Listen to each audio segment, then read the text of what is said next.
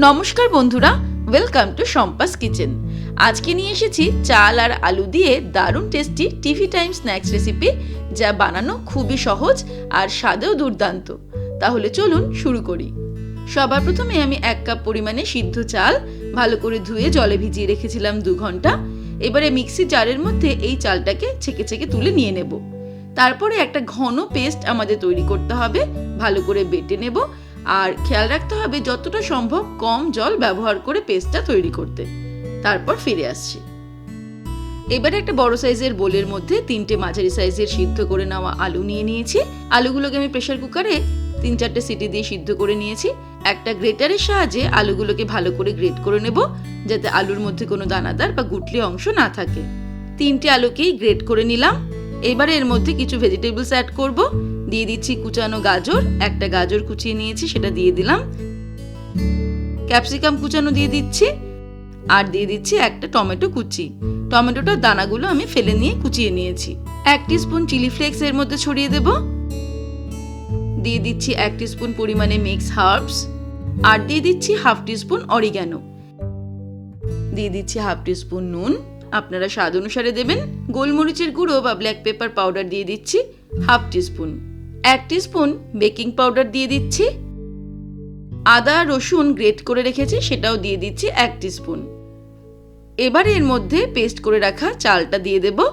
আপনারা দেখতেই পাচ্ছেন যে কতটা ঘন করে আমি চালটাকে বেটে নিয়েছি।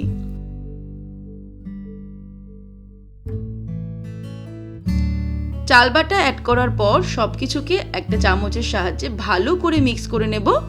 তারপর ফিরে আসছি। সবকিছুকে ভালো করে মিক্স করে নিলাম। এরকম একটা ঘন মিশ্রণ আমাদের তৈরি করে নিতে হবে।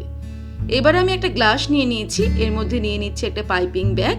পাইপিং ব্যাগ না থাকলে বাড়িতে যে কোনো দুধের প্যাকেট, যেমন মেট্রো, আমুল, এগুলো যে লিকুইড দুধের প্যাকেটগুলো থাকে, সেই প্যাকেটগুলো দিয়েও এই কাজটা অনায়াসে করে নেওয়া যাবে।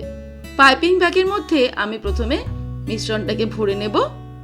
একটু চামচ দিয়ে ঠেসে ঠেসে মিশ্রণটাকে ভরে নিয়ে তারপর মুখের দিকটা এইভাবে গার্ডার দিয়ে আটকে দেব।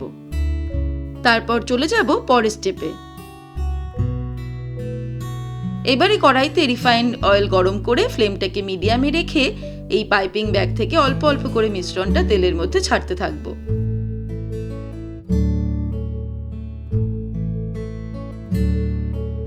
কড়াইয়ে তেল বরাবর মিশ্রণটাকে আমি ছেড়ে দিলাম।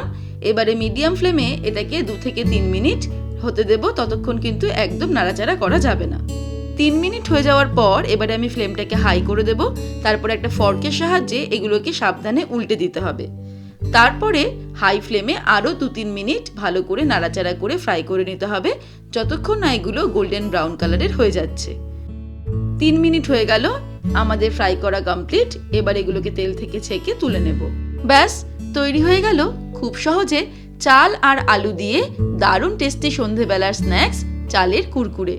এবারে আপনারাও বাড়িতে ট্রাই করে দেখুন। আশা করি পরিবারের সকলের বেশ পছন্দ হবে। তাহলে দর্শক বন্ধুরা, আজকের এই রেসিপি আপনাদের কেমন লাগলো আমাকে ভিডিওর নিচে কমেন্ট সেকশনে কমেন্ট করে জানাবেন। ভালো লাগলে লাইক করার অনুরোধ রইল, আর বন্ধুদের সঙ্গে কিন্তু অবশ্যই শেয়ার করুন। ভালো থাকবেন, সুস্থ থাকবেন। আমি আবার হাজির হব নতুন নতুন রেসিপির সঙ্গে। নমস্কার।